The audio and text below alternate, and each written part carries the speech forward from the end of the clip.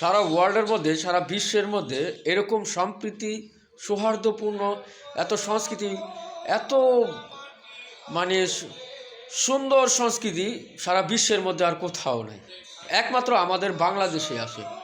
এই বাংলাদেশে জন্মগ্রহণ করেছে জাতীয় কবি কাজী নজরুল ইসলাম। সে তার জীবনী পড়লে বোঝা যায় যে সে কতটুকু শিক্ষিত ছিল, অথচ কী সুন্দর কবিতা লিখেছে। ঠিক আছে, এই দেশে জন্মগ্রহণ করেছে ফরুক আহমেদ। ঠিক আছে, এই দেশে অনেক নাম করা, অনেক নামি দামি ব্যক্তিত্ব জন্মগ্রহণ করেছে। এই দেশটা অনেক সুন্দর সম্প্রীতিপূর্ণ একটি দেশ বাংলাদেশ। ঠিক আছে, সৌহার্দ্যপূর্ণ একটি দেশ বাংলাদেশ।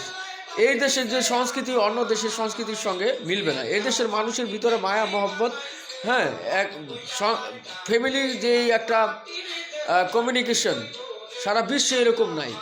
ভাই বোন বাবা মা সবাই নিয়ে বসবাস করে, কত সুন্দর বসে আলোচনা করে, গল্প গুজব করে। হ্যাঁ, এত সুন্দর একটা সংস্কৃতি। এটা আসলে সব কিছু আল্লাহর পক্ষ থেকেই হয়, যে আল্লাহ রাব্বুল আলামিন এই দেশের মধ্যে আমাকে পাঠিয়েছে, আমি এই দেশে জন্মগ্রহণ করেছি। এই জন্য আল্লাহর কাছ থেকে শুকরিয়া জানাই যে আমি বাঙালি, আমার দেশটা বাংলাদেশ।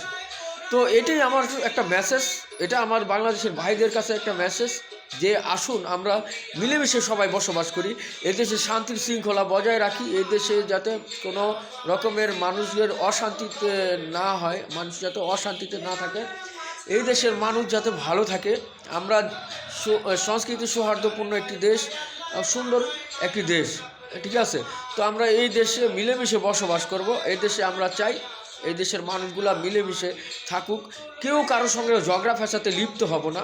হ্যাঁ, কারো কোনো রকমের কুসংস্কার যাতে না থাকে, কোনো রকমের বৈষম্য আমরা সৃষ্টি করব না। ঠিক আছে, একজন মানুষ যাতে নিরাপদে বসবাস করতে পারে, সুন্দর মতো যাতে বসবাস করে, আমাদের অঙ্গীকার এরকম হওয়া দরকার।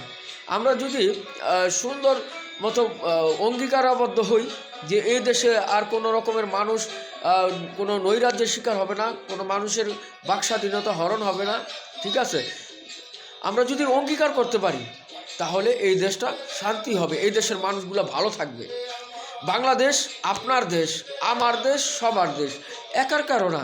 ঠিক আছে, এই দেশে ধান চাল মাছ, মাছ ভাতে বাঙালি একটা কথা আছে না? ঠিক আছে, এরকম কোথায় আছে বিশ্বের, এরকম কোথায় আছে এই বাংলাদেশটার মতো? আমরা সুন্দর একটি দেশ পেয়েছি, ভালো একটি দেশ পেয়েছি। এই দেশের যে সংস্কৃতি, এই সংস্কৃতিটা আসুন আমরা নিজের ভিতরে লালন করি, ধারণ করি, আমরা ঐক্যবদ্ধভাবে থাকি। আমরা যদি ঐক্যবদ্ধভাবে থাকতে পারি, আমাদের কেউই কোনো সমস্যা সৃষ্টি করতে পারবে না।